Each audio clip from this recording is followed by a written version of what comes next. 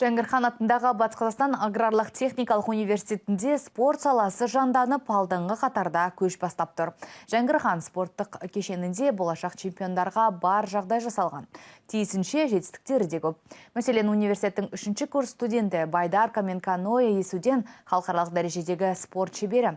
Қазақстан Республикасының чемпионатының бірнеше дүркін жеңімпазы. Жасөспірімдер арасында 2 дүркін әлем чемпионы, ересектер арасында әлем кубогы кезеңінің жеңімпазы.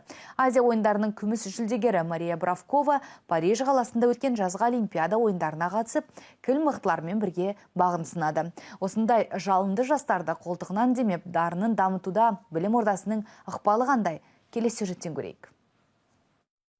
Жәңгірхан атындағы Батыс Қазақстан аграрлық техникалық университетінде спорт саласына баса назар аударылған. Соңғы 3 жылда студенттер спорттың 17 түрімен айналысу мүмкіндігіне ие болды. Университеттің ғана емес, облыстың намысын қорғап жүрген кіл мықтыдан кім мықты спортшылардың жетістігі санмен де сапамен де алдыңғы қатарда. Қазіргі таңда біздің университеттен шығып жатқаны спорт шеберлері, үміткерлер, әлемдік деңгейде айналысып жүрген спортшыларымыз бар.